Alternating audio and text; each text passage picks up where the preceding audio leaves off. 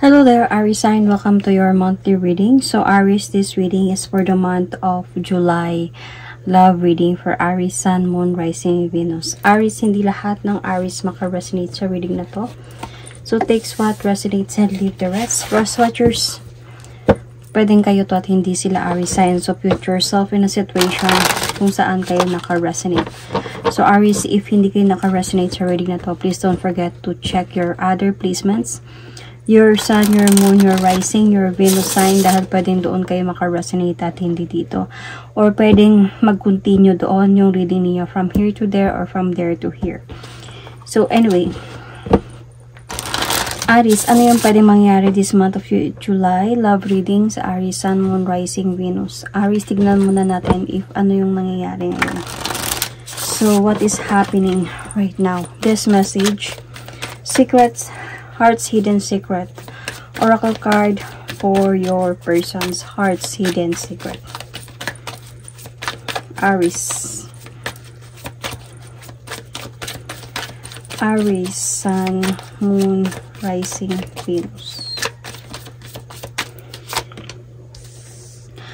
Karma. So, consequences, cause and effect, depths, karma. So, ano yung gusto niyang sabihin sa'yo?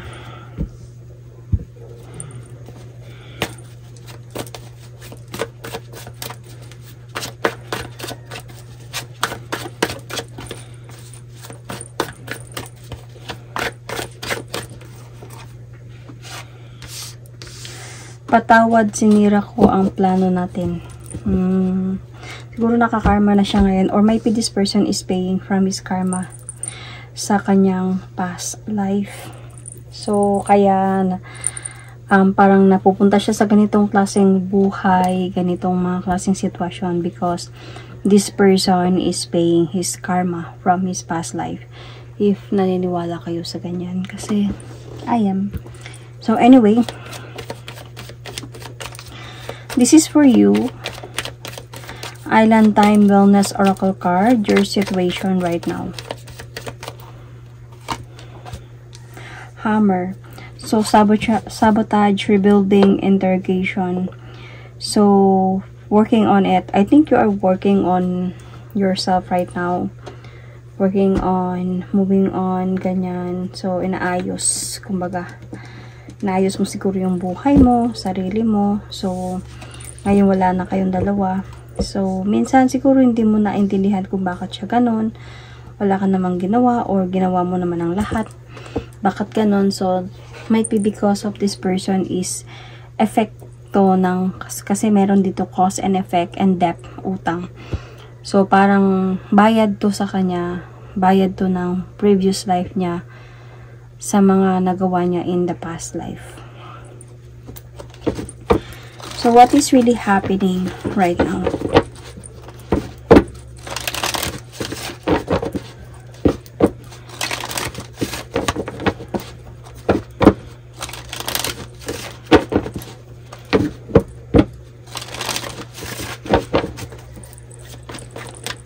What is happening right now?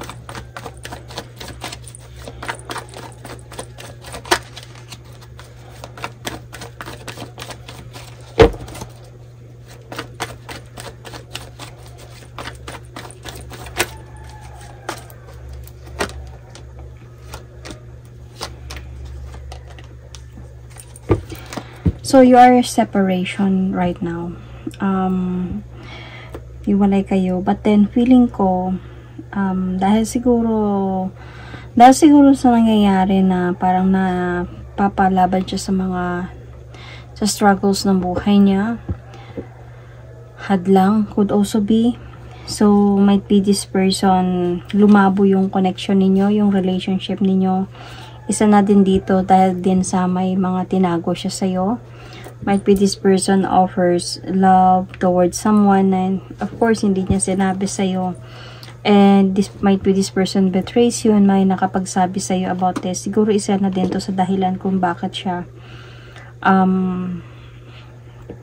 bakit kayo naghiwalay. So, Remember guys, this could be a vice versa, okay? This could be for the cross watchers. So anyway,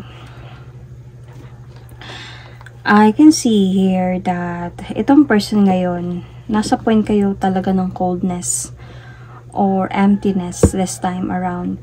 Kasi walay na nga kayo. Pero parang feeling ko yung person mo, hindi naman niya ginusto to. Parang gusto niya pa nga siguro sana mag-offer talaga sa inyo ng new beginning. Siguro ito yung plano ninyo. Na isang araw magpakasal kayo, isang araw na magsama kayo. So parang nasira nga talaga yung mga plano niya because of sa betrayals na ginawa niya sa'yo. So ano ba yung nangyari talaga? Let's see. Ano yung ginawa niya? Anong kasalanan niya?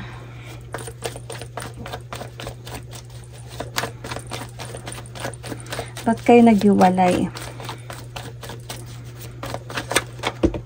Wait, dami.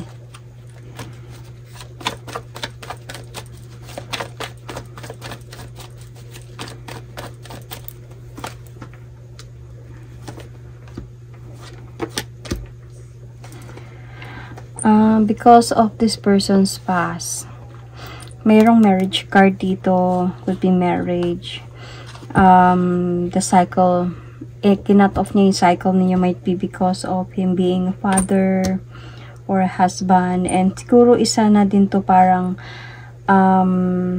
siguro itong person na to, hindi lang to basta, wala kayong formal na hiwalayan.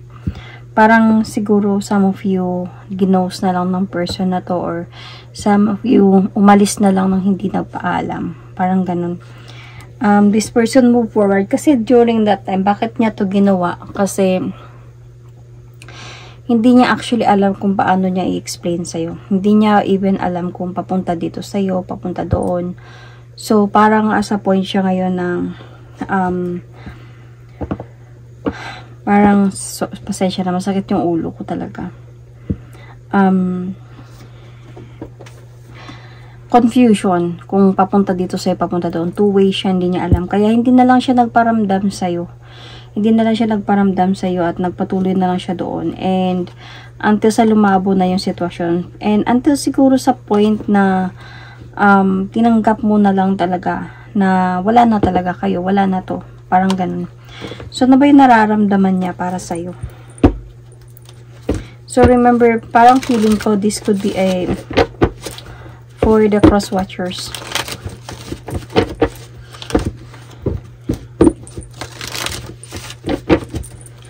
Ano yung nararamdaman niya para sa'yo?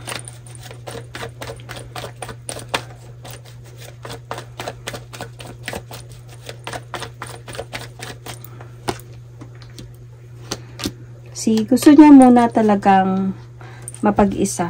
Gusto niya muna talagang mag-isip, mag-soul searching. I think there are judgment din dito.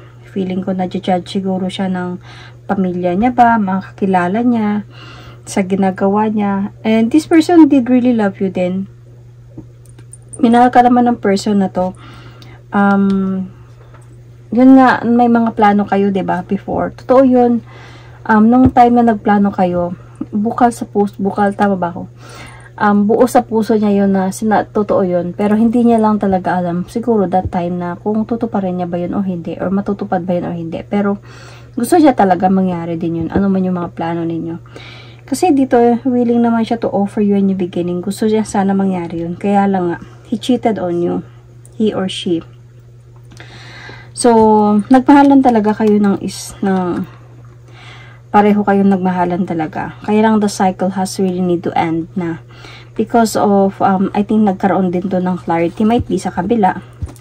And siguro na-judge siya. May nasabi sa kanya. Or, kasi wala naman ako nakita ditong fight sa inyong dalawa eh. So, kaya yung feeling niya, parang this time gusto niya munang mapag-isa. Gusto niya munang mag-isip about sa mga nangyayari ngayon. Kung babalik pa siya sa'yo or hindi. So, ikaw naman kasi naayos mo naman na kasi yung sarili mo ngayon. And bakit siya ganito? Bakit ganito? Siguro doon nga sa point na napapatanong ka, bakit ganyan? Bakit ganito? Bakit ako? Bakit pinili niya ako? bakit saktan, ganyan, bakit alam niya na kung meron man siyang asawa ba or kinakasama ba, bakit magmahal pa siya ng iba, bakit ako pa. Kasi might be because this is a part of his karma. So might be you are in a karmic relationship, could also be, or this could be a parang karma na binabayaran niya sa mga nagawa niya in his past life. So yun nga, as I explained earlier, if you believe, hindi naman lahat naniniwala, diba? Pero if you believe that in our past life may mga nagawa tayo na hindi maganda, and we choose this life para mapagbayaran natin yun. Para sa next life, after this, sa next life natin is like, okay na. Kumbaga, yung mga paghihirap natin ngayon is marirewardan na sa next life. Kumbaga, ganun. So, ano naman yung nararamdaman mo para sa person na to?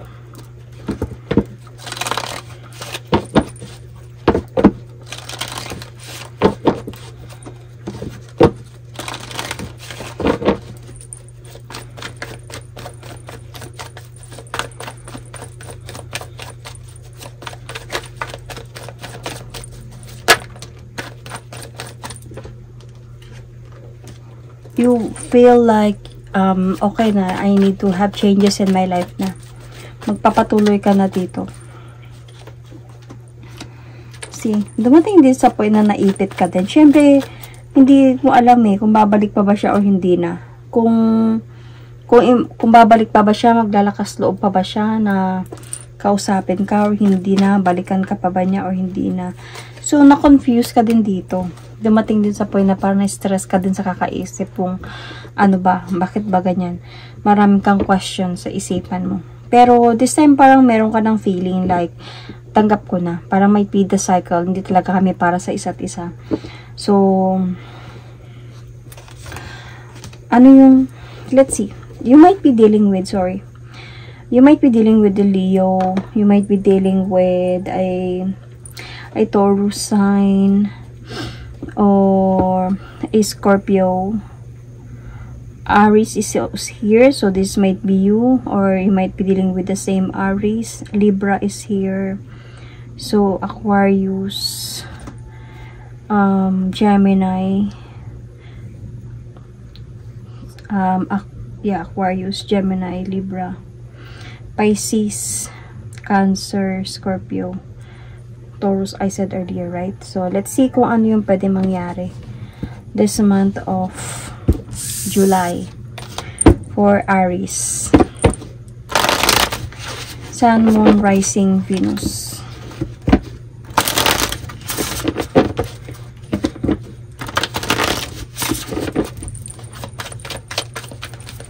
Na yung pwedeng mangyari for the month of July, Aries, sa base sa sitwasyon na meron kayo ngayon.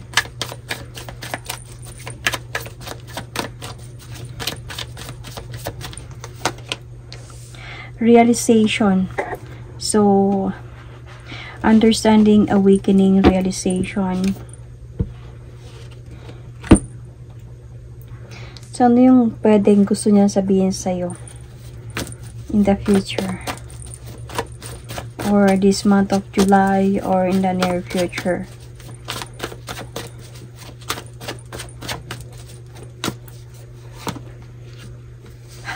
Babalik siya sa'yo. Hindi na kita iiwan pa. So, let's see. How about you?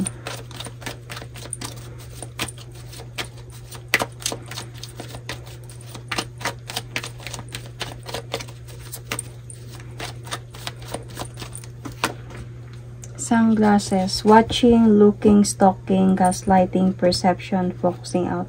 So, you might be just watching, stalking. Ano nangyayari sa kanya? Kumusta na ba siya? Kasi dito, may nararamdaman naman kasi talaga siya sa'yo. Like, gusto niya nga mag-offer sa'yo ng new beginning. Kaya lang, dahil nga niloko ka niya, at nalaman siguro nagkaroon to ng clarity, kaya humingi siya ng tawad na nasira niya yung pangako niya sa'yo or mga plano ninyo. Pero dito din sa point sa kung bakit kanya iniwan, dahil nga meron siyang move forward someone. Okay, and this is someone I think from the past.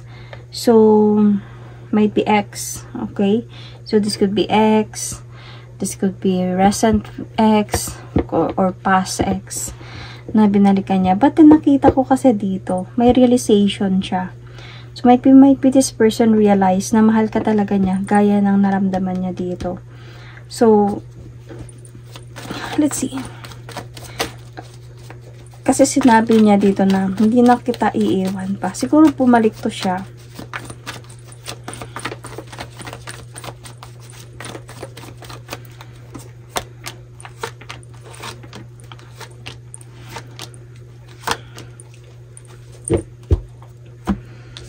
See?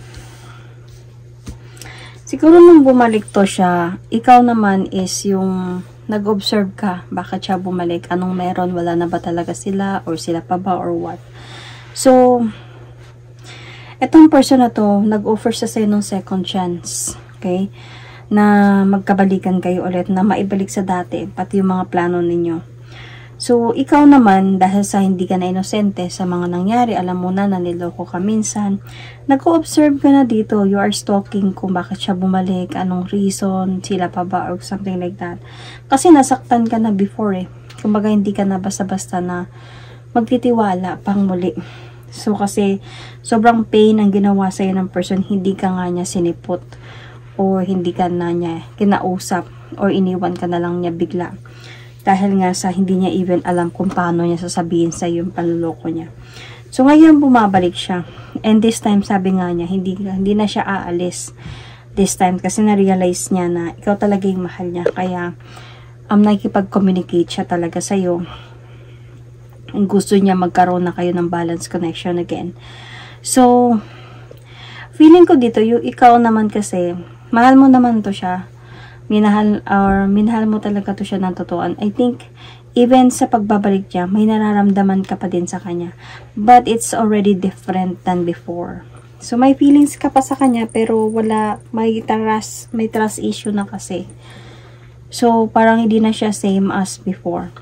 So, I can see here also na hindi ka na din sure sa pagbabalik niya. Even if mangako pa siya na hindi ka na niya iiwan, hindi ka na sure na baka isang araw iiwan ka na naman ulit, magkakaroon na naman ng other option, magkakaroon naman ng other party, or baka kakaayos na naman sila ng ex niya. So, hindi ka sure kung tatanggapin mo pa siya, hindi na. And at the end, I can see here na even may mga realization sa kanya, parang hindi mo na siya tatanggapin pa. Kasi, parang sa'yo, okay ka na na inaayos mo yung buhay mo, na nire-rebuild mo yung sarili mo this time. Okay ka na, you already cut it off, and nag-proceed ka na sa buhay mo. So, though kahit nung bumalik siya, may feelings ka pa sa kanya, pero parang naging smart ka kasi dito na hindi mo na siya tatanggapin pa dahil sa mga nangyari before. So, I can see here na baka hindi mo na talaga siya tatanggapin pa. And kumbaga, see, I think you choose yourself here. You choose yourself more than this person. Okay na ako, naka-move on na ako. Tsaka hindi na din ako sure sa relasyon natin. Kaya baka mag-away lang tayo, baka mapagod lang uli ako. So hindi na lang. So even if may realization siya, wala din siya magagawa kung ikaw na yung hindi napapayag dito. So, ito yung pwede mangyari this month of July. Remember, Aries, you might have a Pisces in your chart, or you might be dealing with Pisces, okay? Aries, Sagittarius, Leo is also here. Aries is here. You or your person might be, you have the same zodiac sign. So, yun. That is my reading for you, Aries, for the month of July. Sun, Moon, Rising, Venus. Thank you and God bless.